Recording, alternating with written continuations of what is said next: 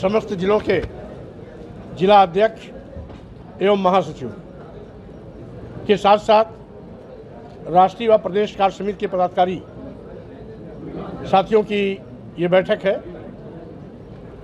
जिसमें वर्तमान में जो भारतीय संविधान के साथ छेड़छाड़ हो रही है, उसकी दी गई व्यवस्था के प्रति सरकार उदासीनता बरत रही है। यहाँ तक कि एक एक करके संविधान प्रदत्त आरक्षण को खत्म कर रही है। SC, ST, OBC का जहाँ एक और आरक्षण खत्म कर रही है, वहीं दूसरी ओर उन पर बड़े पैमाने पर जनजातीय अत्याचार की घटनाएं बढ़ी हैं। आए गए दिन SC, ST, OBC के नौजवानों की हत्या होना, बहन बेटियों को बलात्कार का शिकार बनाया जाना आम घटना हो गई है। इसके साथ ही साथ अब सरकार अभी तक तो नौकरियों में भेदभाव करती थी, अब विश्वविद्यालय के प्रवेश में भी भेदभाव करने लगी है। सरकारी नौकरियों में सामान्य से ज़्यादा अंक पाने के बावजूद भी SC, ST, OBC को जहां पर नॉट फाउंड सुटेबल कह करके बाहर का रास्ता दिखा दिया जाता है, वहीं पर विश्वविद्यालयों में ग्रेजुएशन, पोस्ट ग्रेजुएशन, PhD आदि क्षेत्रों में एडमिशन में भी बड़े पैमाने पर भेदभाव हो रहा है।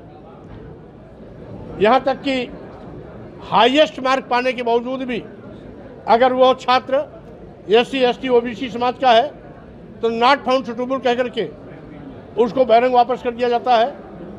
इसके साथ ही साथ अब तो सरकार इस सत्य को उतर आई है कि आज़ादी के पहले जिस तरीके से इस देश के दलितों, आदिवासियों, पिछड़ों को शिक्षा से वंचित किया गया था, धनधरती से वंचित किया गया था, उसी प्रकार से आज फिर उन्हें शिक्षा से वंचित करने की साजिश की जा रही है।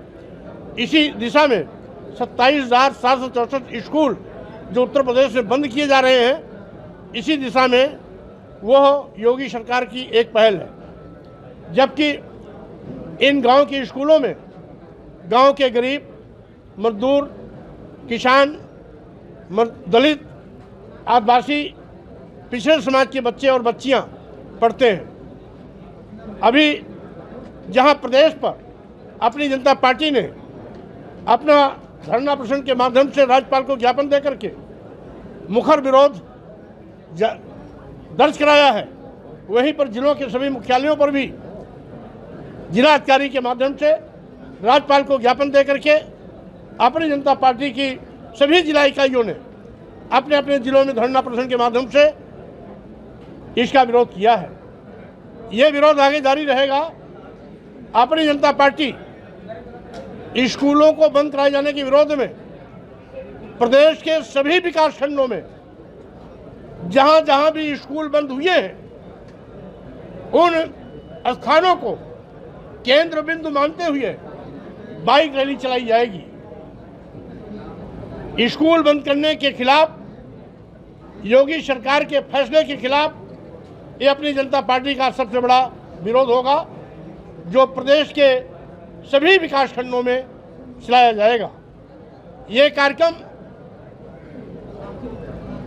आज की बैठक के बाद प्रारंभ होगा और पूरे अगस्त महीने तक चलेगा, क्योंकि हर जिलों में कहीं 19 ब्लॉक हैं, कहीं 22 ब्लॉक हैं, कहीं 18 ब्लॉक हैं, कहीं 15 हैं, कहीं 14 हैं, कहीं 10 हैं। इसलिए प्रत्येक विकास खंडों में अलग अलग दिनों में ये कार्यक्रम हमारी जिला इकाई अपने जिलों में विकास खंडों के आधार पर कार्यक्रम की रूपरेखा तय करेगी। इसी के साथ ही साथ आज जिस तरीके से भाजपा सरकार इस प्रदेश को अराजकता की आग में झोंक रही है, एक वर्ग विशेष के लोग जो ये कहने में कोई गुरेज नहीं है कि भारतीय जनता पार्टी संरक्षण प्राप्त गुंडे, माफिया, अपराधियों को कानून से खिलवाड़ करने की पूरी छूट है। SC, ST, OBC तथा माइनॉरिटीज के किसी नौजवान के साथ थोड़ी भी गलती हो जाती है तो उस पर दर्जनों मुकदमे दर्ज हो जाते हैं। घरों पर बुलडोजर चल जाता है। लेकिन अगर भाजपा संरक्षित गुंडा माफिया अपराधी है तो हिस्ट्री शीट होने के बावजूद भी, तमाम घिनौने कुकृत्य करने के बावजूद भी न उसके घर पर बुलडोजर चलता है और न उसके खिलाफ कोई कार्रवाई होती है, जिसके कारण एक वर्ग विशेष के अवैध तत्व आज पूरे प्रदेश में कानून की धज्जियां उड़ा रहे हैं। वहीं पर भाजपा सरकार जो एक नारा देती थी, पढ़े बेटियां बढ़े बेटियां, भाजपा सरकार बेटियों की सबसे बड़ी दुश्मन बन गई है, क्योंकि गांव में इन्हीं स्कूलों के माध्यम से बेटियां पढ़ करके हायर एजुकेशन तक पहुंचती थी।